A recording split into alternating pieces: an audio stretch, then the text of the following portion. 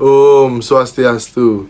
Baiklah rekan-rekan para subscriber, kemudian para YouTuber juga, bagi yang sudah melakukan subscribe, saya ucapkan terima kasih banyak.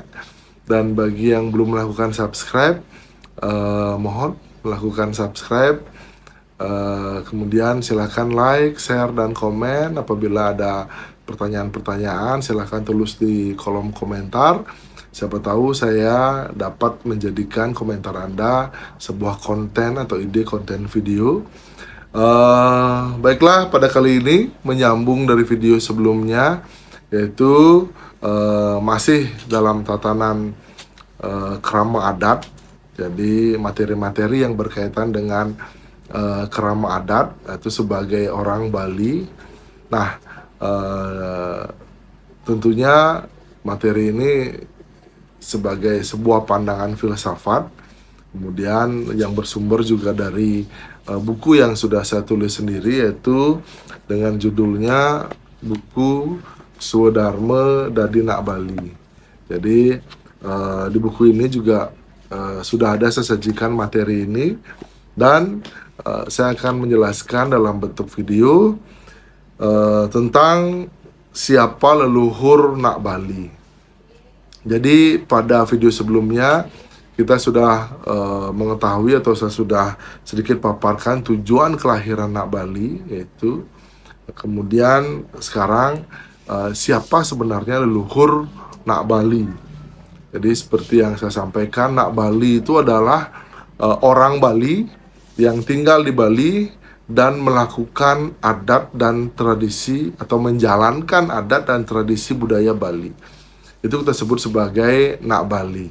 Jadi siapa leluhurnya? Siapa sebenarnya leluhur daripada orang yang melakukan tradisi ini?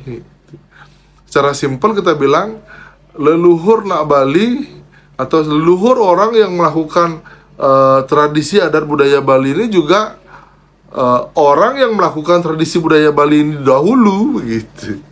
Itu leluhurnya. Jadi secara filosofi ini adalah sebuah mata rantai yang tidak akan putus. Jadi ke depan saya juga menjalankan tradisi adat budaya Bali, ke depan juga generasi saya juga begitu. Ya, leluhur saya begitu dulu menjalankan tradisi adat budaya Bali juga. Itu leluhur saya. Mungkin ada yang bilang, dari mana leluhurmu? Oh, saya dari Jawa, kebetulan saya Kepakisan. Saya dari Kepakisan gitu. Leluhurmu dari mana? Dari Majapahit gitu misalkan. Leluhurmu dari mana? Dan lain sebagainya. Itu leluhur dari masyarakat Bali. Karena ada Bali Age, ada Bali Mule, ada para Arya, kemudian ada Kewangsan dan lain sebagainya. Itu leluhur masyarakat itu. Masyarakat yang terbentuk dalam suatu klan-klan, seperti klan Pase, klan Brahmana, dan klan Wesya dan lain sebagainya. Itu leluhur masyarakat itu. Sekarang leluhur Anda yang saya tanyakan sebagai orang Bali, sebagai Nak Bali, leluhur saya personal. Bukan leluhur klan saya, leluhur saya. Siapa leluhur saya? Ya, leluhur saya ya orang di atas saya yang melakukan adat dan tradisi budaya Bali juga. Itu leluhur saya. Nah, bisa mungkin dipahami. Jadi yang dimaksud leluhur Nak Bali adalah orang yang dalam kelahiran terdahulu, yaitu sebelum saya, mungkin bapak, kakek, kumpi dan lain sebagainya, klambium dan lain sebagainya, itu yang menjalankan adat dan tradisi budaya Bali. Sama seperti siapakah generasi Nak Bali berikutnya? Ya, generasi yang menjalankan tradisi seperti saya. Kalau dia tidak menjalankan tradisi seperti saya, dia bukan generasi saya namanya. Sama juga leluhur, kalau dia tidak menjalankan tradisi seperti saya, dia bukan leluhur saya. Saya tidak pantas memujanya.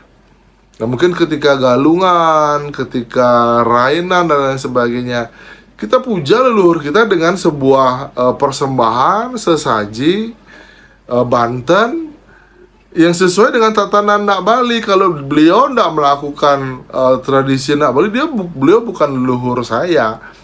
Nah, sama seperti misalkan leluhur dari suku Sunda. Leluhurnya ya orang dahulu yang menjalankan tradisi Sunda itu leluhurnya. Ya sama juga saya, orang Bali ya leluhur saya orang yang menjalankan tradisi dan budaya Bali yang dahulu. Nah, begitu.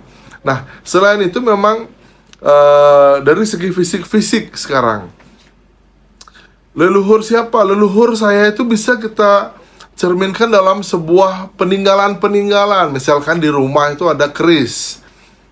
Leluhur saya siapa? Ini ada peninggalan dalam bentuk keris. Leluhur saya, mungkin leluhur saya dulu adalah seorang kesatria. Makanya saya memiliki keris. Kemudian dalam bentuk lontar misalkan. Di rumah saya banyak ada lontar. Leluhur saya mungkin orang Bali dulu yang senang menulis, sama seperti saya misalkan senang menulis. Kemudian leluhur saya banyak di rumah ada tetamian gitu, lontar-lontar. Berarti saya juga bilang pantasan saya suka nulis karena leluhur saya juga tukang tulis dulu gitu misalkan ya. Jadi begitu. Jadi kita bisa lihat daripada benda-benda apa yang ada di rumah kita. Itulah leluhur kita. Dan itu harus diteruskan karena kita adalah pewaris genetis daripada beliau. Beliau mewariskan genetis seniman misalkan kepada satu Anda. Jadi Anda harus meneruskan itu, pasti akan berketerusan nanti. Itu leluhur kita. Jadi kita lihat, makanya kadang-kadang benda-benda itu misalkan kayak seperti keris, seperti peninggalan leluhur, itu kita sebut sebagai kawitan. Pasti di Merajaan Kawitan itu pasti mungkin ada arca. Oh, arca ini. Jadi itu kita anggap sebagai kawitan kita atau leluhur kita. Ya bukan bendanya, tapi orang yang atau sejarah yang terkandung dalam benda tersebut. Ya, jadi misalkan ada arca gitu, misalkan di kawitan itu ada arca kuno. Jadi bagaimana sejarah arca kuno ini? Ya, pelaku sejarahnya itu adalah leluhur kita. Arca ini ya kita sebagai kawitan, jadi penanda daripada leluhur yang mewariskan segalanya kepada kita, mewariskan adat, tradisi, budaya. Sama seperti saya, lontar yang ada di rumah saya itu adalah sebuah penanda bahwa lontar itu adalah ada pelaku sejarahnya, leluhur saya pelaku sejarahnya. Mungkin beliau kesana kemari mencari informasi, mencari ilmu. Jadi ke geria ini nunas ilmu sehingga ditulis dalam bentuk lontar. Kemudian ada sekarang dan diwariskan kepada saya. Nah, saya juga begitu. Dari lontar itu saya bisa belajar dan saya juga mencari berbagai macam ilmu keluar. Nah, itu adalah leluhur saya. Sejarah yang terkandung dalam peninggalan itu adalah leluhur saya. Nah, itu juga. Satu lagi yang paling utama, leluhur Nak Bali itu adalah gunung. Jadi kita ketahui masyarakat Bali itu semua berkiblat atau menuju ke arah gunung. Karena di gunung itulah bersemayam para leluhur-leluhur. Banyak, sehingga di Bali itu banyak dibangun pura-pura di atas gunung, di atas bukit. Yaitu karena gunung itu adalah tempat yang paling tinggi, yang paling menyentuh dengan awan gitu misalnya. Jadi gunung itu adalah tempat daripada bersemayam atau berdiamnya leluhur daripada Nak Bali. Makanya kita sebut gunung juga sebagai leluhur Nak Bali. Jadi kita tidak boleh lupa dengan gunung. Kita harus menjaga gunung itu dengan baik, karena itu adalah leluhur kita. Itu yang memberikan kita makan dulu. Leluhur kita dulu diberikan makan oleh gunung, maksudnya mencari ke gunung dan lain sebagainya. Termasuk juga sekarang, tanpa adanya gunung kita nggak bisa mendapatkan air.